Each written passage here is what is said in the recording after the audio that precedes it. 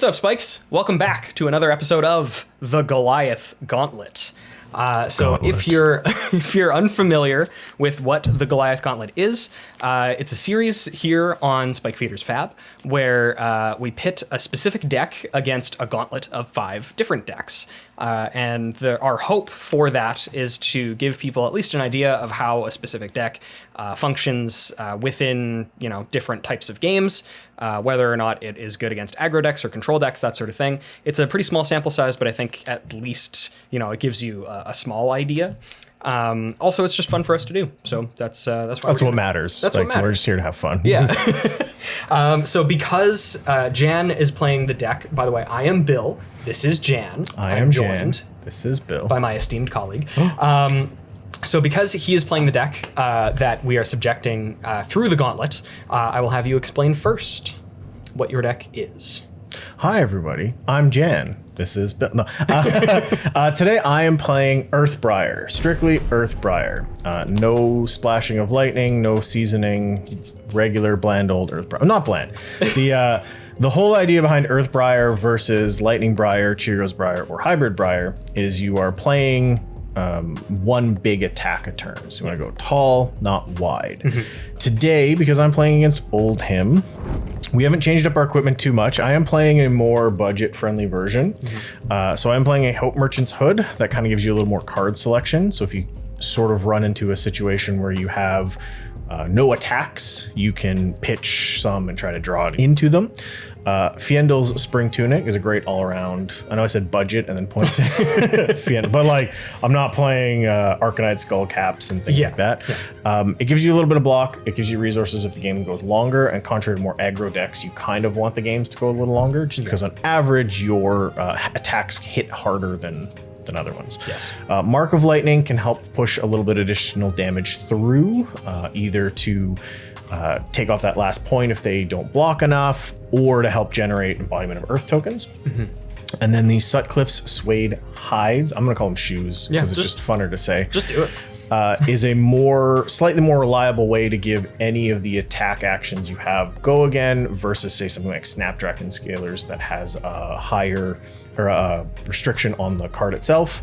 Suede hide shoes only care that you've played a non-attack and an attack action. Yes. And then following it up, I'm playing Rosetta Thorn. There's some argument if you're playing as Oldhim to be playing Duskblade, just because the games tend to go longer.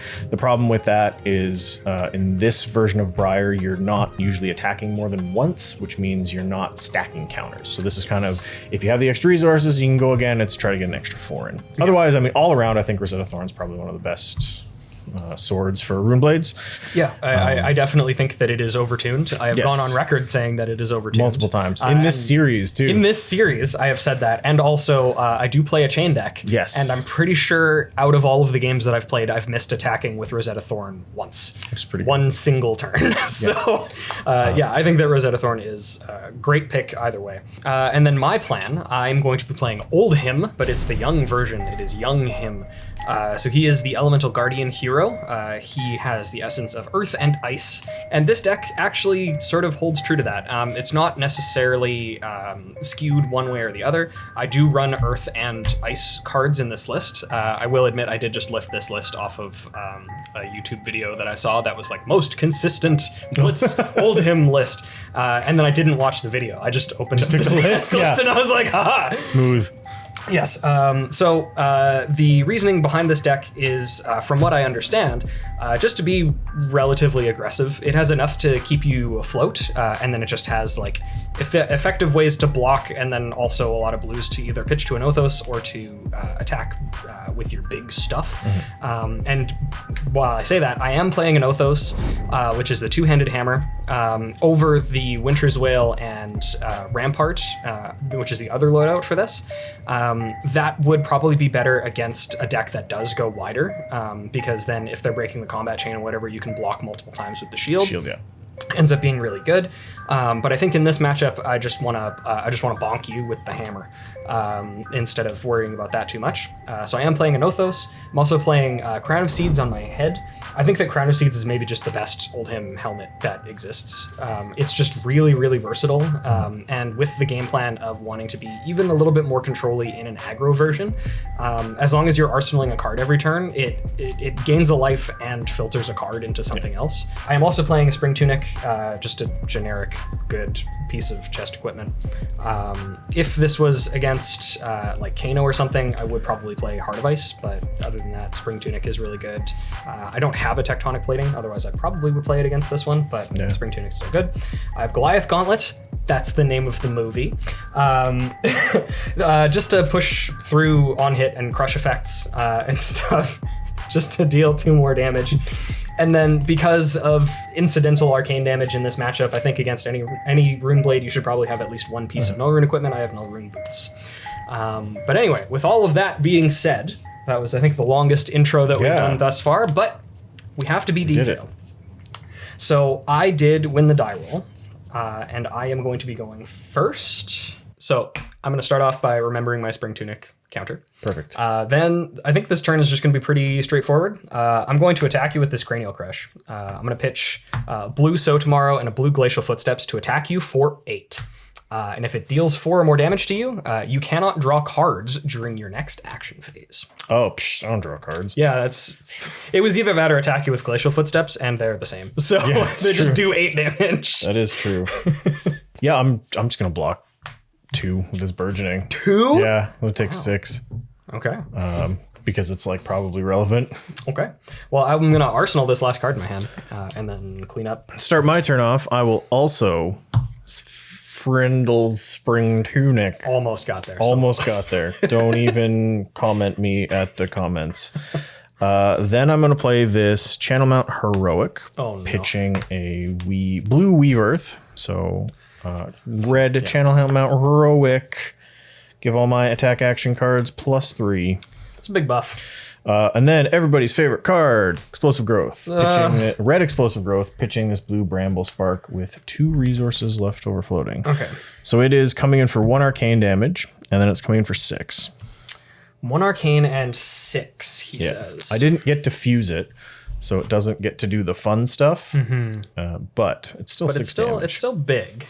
All right, so for the 1 arcane damage that's coming through on the Explosive Growth, I am going to pitch this Polar Blast. Knew it. 2 resources floating, and I will Arcane Barrier 1, the arcane damage. Then I have no defenses to declare. Do you have any attack reactions? No. I would like to defense react and cast this Staunch Response with the 2 resources that I had floating to defense react for 5. Okay, I will then defense react, or attack react, and I will put some shoes on my Explosive Growth. Give it go again. Monster. So yeah, I will take 1 from the Explosive Growth. Okay. I will make a embodiment of Earth token. Yes. Okay. Then I will come at you with my Rosetta Thorn for 2 arcane and 2 physical. I will move to take 4 damage. I will allow it. Okay. I will go to 15. All right. With that, I will clean up. I will put age counter, flow counter, flow counter on my Channel Mount Heroic. Put this Weave Earth on the bottom of my deck, and then put this on the bottom and draw back up. Okay. I'm going to take out my Spring Tunic. It's at 2 counters. Then I think I'm just going to do... I'm going to punch you with this Command and Conquer for 6 from my arsenal. I'm just going to take 6 damage. I'm not a scourge. Okay. Well, then I will move to the end of my turn. And I'm going to draw some cards. I'm arsenaling this last card in my hand as well. Okay. I know what I have to do with this card. I know what I have to do, but I don't know if I have the strength to do it. Do I like...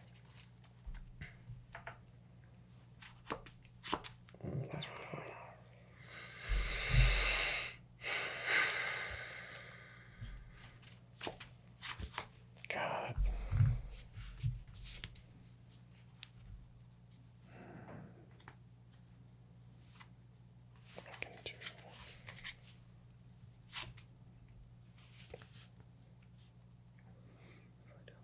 like maybe...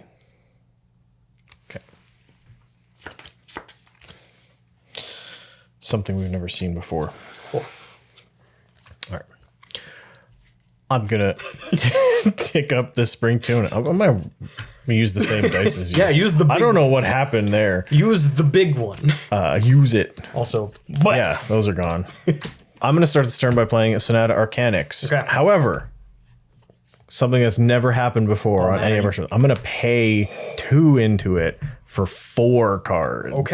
Okay. You're still going to whiff. I'm going to whiff. I'm going to reveal 4 non-attack actions. Okay, nice. And cry. Yeah. But we don't know that. Oh, God. Okay. Oh, Dang it. we did it. Explosive growth. Okay. Oh. Wow. You actually did it. I did it. The madman. The madman. I'm going to put these 2 attack actions into my hand. And do these get shuffled? These get shuffled. They get shuffled, that gets banished, and you deal 2 arcane. damage. Okay, so for the 2 arcane damage, I'm going to pitch this yellow Autumn's Touch to Arcane Barrier 1 of the damage, and I will take... We did it. Down to 14. Yes. For my next trick, I'm going to play this Bramble Spark, and I'm going to fuse it with this Weave Earth. So the next attack action card I play has when you attack with this card, deal 1 arcane, and it is also going to get +2 attack. Because it's the second non-attack action I've played this turn. I'm going to make an elusive Embodiment of Lightning token. That's rarely seen. Unlikely. In the Earth Briar deck. Indeed. Then I'm going to follow up by playing Stir the Wildwood, pitching this yellow explosive growth to pay for it, fusing it with Weave Earth. So it's also going to break this Embodiment of Lightning to go again. And here's a big wall of text that's going to happen. So as a base attack of 4, it was fused. It gets +2 to 6. You took arcane damage. It gets +2 to 8. It gets +2 from the Bramble Spark to 10, and then +3 from Channel Mount Heroic for 13, and it has go again. And I have 1 card in hand.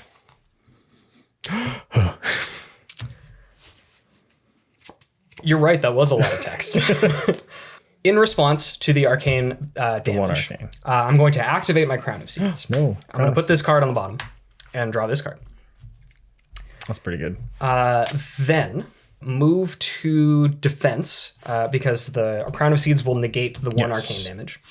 And I will defend with this Autumn's Touch. Do you have any attack reactions? I do not. Okay. I have a defense reaction, possibly 2. I'm going to cast the Sink Below.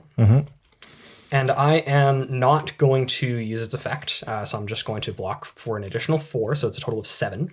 And then, as an additional attack reaction, I'm going to pitch this Channel Lake Frigid. I said defense reaction, right? You did. You said attack, yeah. As an additional reaction, I'm going to pitch this Channel Lake Frigid to Oldhim for his once per turn defense reaction. And if an ice card is pitched this way, the attacking hero puts a card from their hand on top of their deck. That is unfortunate. So, with all that being said and done, I have negated the arcane damage. This is coming in for 13 and I'm blocking 7 so I will take 5. Do I want to crack this? You want to make it 6? No, that's fine. Yeah, 5 is good. Okay, so yeah. 5. So 8 to 9. Very good. You did hit me. I did. Briar. 1 shiver token. 1 embodiment of Earth. Okay. Then at the beginning of my turn, the Spring Tunic is going to tick up to 3.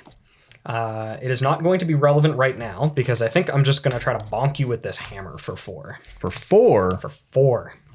That is half of your total. That's half my total life total. Total life total points. My total life total points in 1 attack. That's ridiculous. This hammer is OP. Yeah, I'm going to take this 4. Okay. I will clean up and draw some cards. I'm going to get rid of this Embodiment of Earth Shiver token. You should. And tick up my Tunic. You should. Like all good Tunic players should. You should. Then we are going to have a repeat of last turn and start with a Sonata. But wait, I'm going to pay 2 into it again. And have 1 resource floating? Yeah. Oh my goodness. We're going for 4. Do I want to...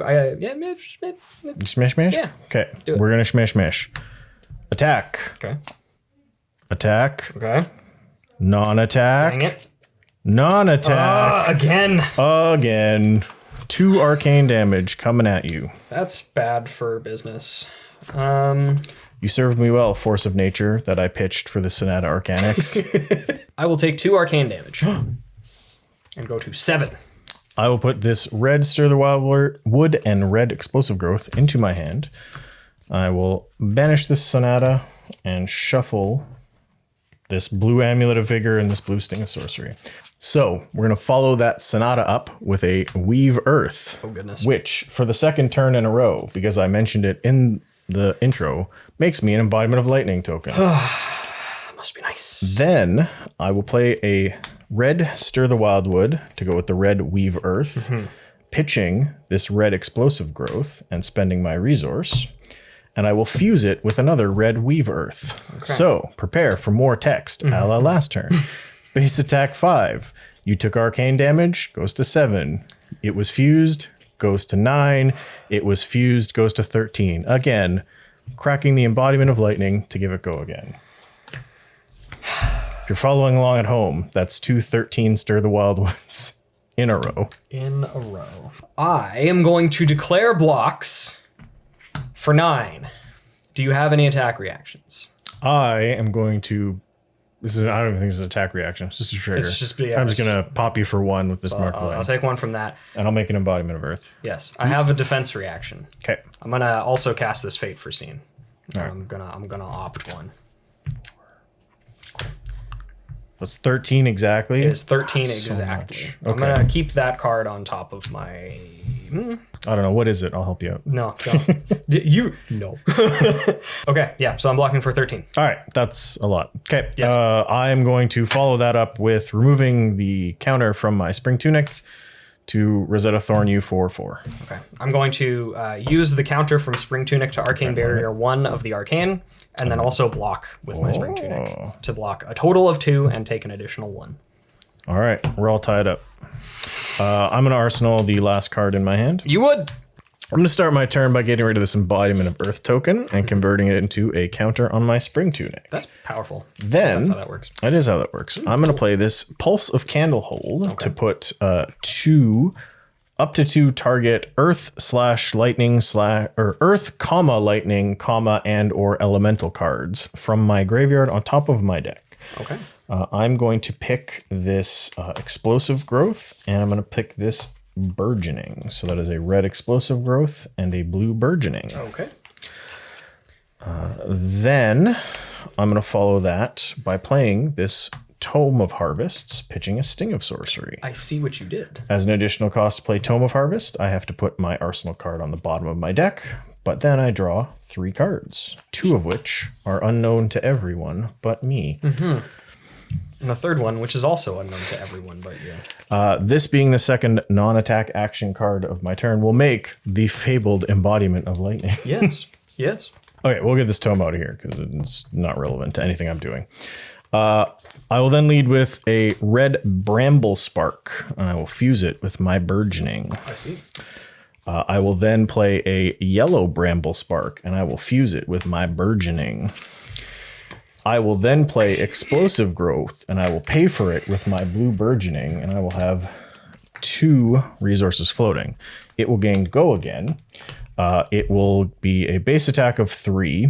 It will get +2 from the yellow Bramble Spark, +3 from the red Bramble Spark, and then is also 3 instances of 1 arcane damage. So for the 3 instances of arcane damage, I'm going to pitch a blue. I know. And Arcane Barrier, all 3 of them, but 1 additional. Not like I'm mad about it or anything. A little mad. Okay, so yeah, that's going to get rid of the thing, but they still are pumps. It's still 8. So it's still 8 damage. I'm going to block with this Command and Conquer. That is the entirety of my blocks. Do you have any attack reactions? I do not. I have no cards in my hand. I would like to defense react with this Sink Below. And I'm going to sink this guy. Oh, and then draw a card. And then draw a card. So that's 7, so you're still going to take 7. So I would be taking 1 damage. 1 damage. 1 damage. Unamas. Okay. Yes. That will make me an Embodiment of Earth token. It will. And then because I have Go Again and 2 resources floating, we are going to Hiya!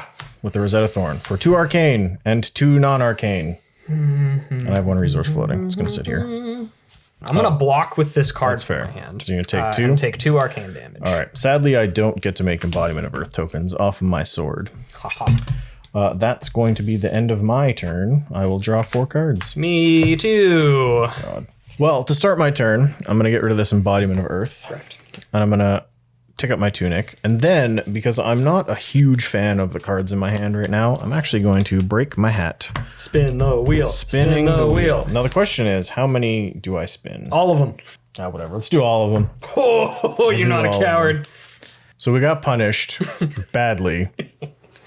This is going to look like it's going to be bad for Bill, but it's not. I'm going to play a yellow Weave Earth into a red Weave Earth to make an embodiment of lightning. Again.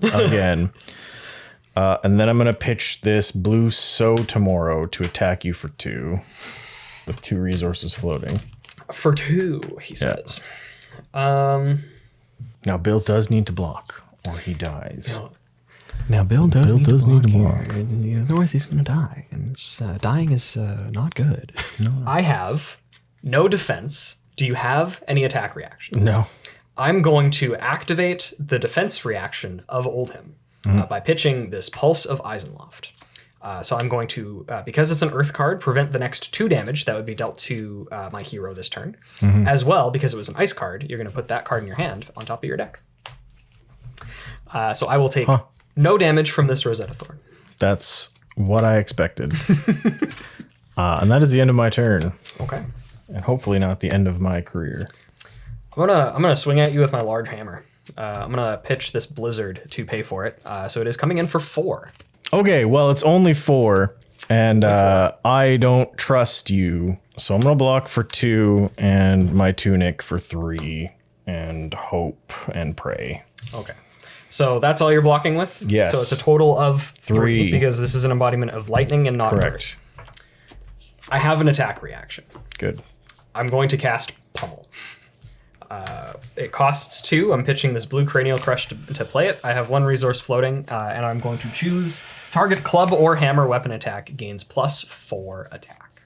Damn it. Pummel. Why do I keep forgetting Pummel is a card?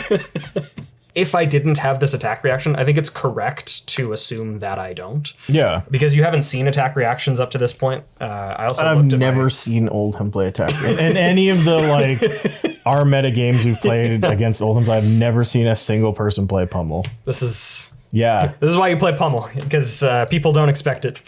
And that's the good stuff. But anyway, unfortunately for Jan, that is exact lethal as well. It is exact.